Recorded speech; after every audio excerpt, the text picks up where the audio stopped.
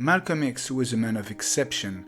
He was a man unlike many of his kind. He was a man of absolute integrity, a man who believed so hard in the cause he was fighting for that he failed to see and understand that he was but a player in a game of thrones. Born in 1925 in a countryside of Nebraska plagued with racism and white supremacy, Malcolm X's rough childhood, during which his family's house was regularly bombed by the KKK, had his father murdered, his mother turned insane, and was cut apart from his siblings. The loneliness, the absence of parental guidance, love and care, and his raising by condescending white people would have tremendous consequences in his later development. Since the beginning of his life, Malcolm had only known survival. He had had to fight for everything he ever wanted.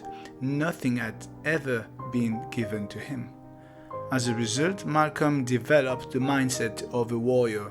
His resolve would prove to be unmatched, his willpower untamable, his ambition unchained.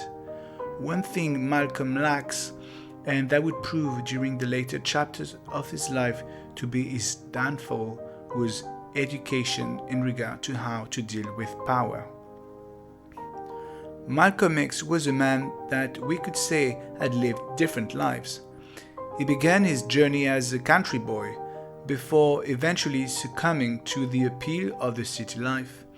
In New York City, he started to embrace a life of distraction, amusement, crime, drug and sex, a life of flamboyance, but ultimately a life of meaninglessness in the grand scheme of things. After a short criminal career, Malcolm ends up in prison for 8 years, opening a new chapter in his life. He would eventually meet fellow convict John Bembry, an educated black Muslim whose influence would dramatically change Malcolm X's vision of the world and especially that of the blacks in America. While strong-willed, Malcolm would prove receptive to other men's guidance. From this point onward, Malcolm would devote his time, his energy, his courage, and his life not only to his own improvement as a black Muslim, but to the cause of African Americans. But unfortunately, little did he know that he was stepping in a world he was ill prepared for, a world in which integrity, moral values, and truth are weaknesses, a world in which ruthlessness, cunning, and cheating rule. That, my friends, is the world of power, and let me explain why. Once out of prison, Malcolm would eventually meet with the leader of the Nation of Islam, Elijah Muhammad, who would also become not only his mentor, but also his savior. For him, Elijah Muhammad embodied the spiritual guidance he had long looked for, and consequently associated him with his new take on life. And even more than that, he felt like he owned his life to him. Machiavelli in The Prince teaches us that any wise leader would only see himself surrounded by people that owe them everything, because that is the most effective way to ensure that betrayal would be unlikely. And as such a wise leader, what Elijah Muhammad saw in Malcolm X was the perfect soldier, a selfless agent devoted only to share his teaching and expand the renowned fame and notoriety of the Nation of Islam within the black community. Malcolm X was given the task to serve the interests of the black community through the expansion of the Nation of Islam and its words of wisdom, and Malcolm delivered. He proved himself through his fighting spirit and ultimate devotion to the cause to be one of the greatest spokesmen and human rights activists of his time and even history.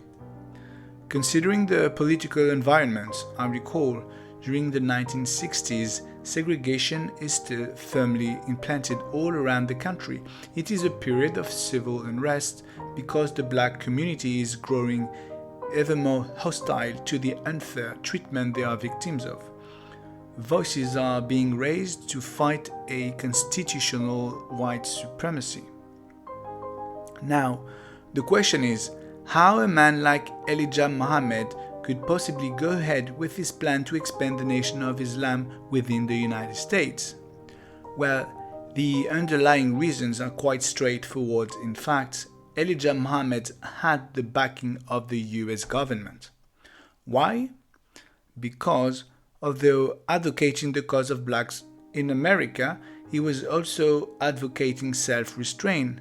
As a Muslim, he forbade the consumption of drugs and alcohol that plagued the poorest black neighborhood of the time. He champions praying to God above any other form of dissident action. Elijah Muhammad's doctrine was in a way keeping the blacks in line and in control, which was a good compromise for the government. This is where things started to heat up for Malcolm X. While championing Elijah Muhammad's wisdom, he was also a man of action. Above all things, he wanted to stop the unfair treatment of black people in America, and he was not the kind of person to sit down and wait. He was a man to do everything in his power to make things change. So far, the Nation of Islam had been characterized with its lack of action. All its ministers ever did was to speak and not to take action. That's why it had, before Malcolm X's joining, little resonance within the black community. Well, that would now change. Malcolm X, through his determination and willpower, would henceforth fight and do everything in his power to make things he considered right. This change of doctrine would tremendously captivate the black community, consequently taking the Nation of Islam to new heights. While the Nation of Islam saw its number of members and income soaring, Malcolm X's way of doing things in fact alienated his leader Elijah Muhammad, and let me explain why. On the one hand, the growing popularity of the Nation of Islam allowed its leader to cement their position as leader. It also allowed them to gain access to greater financial resources that they used for the greater part for their own enrichment.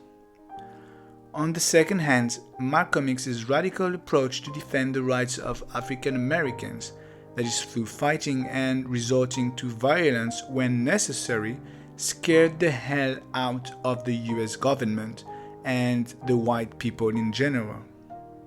Malcolm X's rise in popularity was now seen as a threat not only by the American government but also by Elijah Muhammad, who knew that his privileges would be in jeopardy. I remind you that Elijah Muhammad had the backing of the government, and that prior to the arrival and rise of Malcolm X, the Nation of Islam had never consented to take concrete and meaningful actions to defend the rights of the black community. While Malcolm thought it was the right thing to put the Nation of Islam above all personal interest, he learned too late that his devotion to the cause had led him to be fooled by the leaders he had been praising for years. He had been used to extend the reach of the Nation of Islam to the financial benefit of Elijah Muhammad and its top-ranking ministers.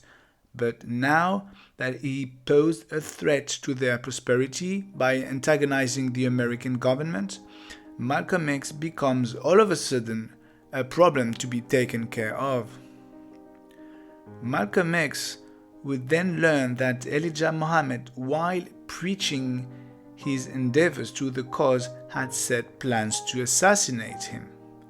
The very man he would have given his life for, the man in whom he only saw righteousness and guidance, had merely used him for its own interest and did not stand by the moral codes of his own teaching. Malcolm X understood that Elijah Muhammad was a careful ruler before he was anything else, and that abiding by justice and morality was not one of his characteristics. That was Malcolm X's first mistake. His dedication to the cause prevented him to open his eyes to what Elijah Muhammad's nature really was like. As the result of this betrayal, Malcolm X turned entirely to God. Elijah Muhammad's ruthlessness had shown him that he should never have put his faith in another man. He showed him that his simplistic conception of good and evil was not only misguided, but also that it would take him and possibly his fight to the grave. But Malcolm's inability to understand what ruling and maintaining oneself as a ruler was all about would ultimately lead him to his death. His second mistake was to think that he could remain a Muslim leader within the black community by establishing his own temple and following. In departing from the Nation of Islam, Malcolm X lost the support of the majority of his followers.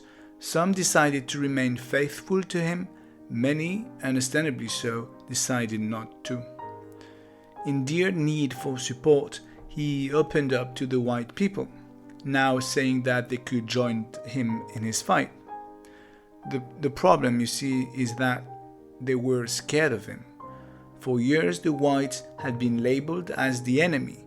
All of them, regardless of their personal ideals. Whites were whites, and white was evil. Now they were invited to help, mostly because he had no better alternative. At this point, Malcolm X was lacking powerful allies, but had made powerful enemies. He had alienated the US government, the Nation of Islam, and a part of the Christian black community led by Martin Luther King, whose ideology was not to fight fire with fire, but to resist the use of violence. Machiavelli in The Prince teaches us that for rulers to rule, they need not virtue but cunning, not integrity but deception, not strength but malice, not honor but pragmatism, not mercy but ruthlessness. Malcolm X was the perfect soldier, a soldier that became a king, but history tells us that kings fall like flies. Malcolm X was assassinated on February the 21st, 1965, a crime that had been backed by the CIA and carried out by former brothers of the Nation of Islam. He was a man that gave everything he could ever give to the cause he was fighting for. He was fueled with a strength, a passion, a dedication that none could tame. Malcolm X died with no fear. He died doing what he was doing best. He died defending the rights of African Americans. He died a hero and a martyr, but will live in history as a legend.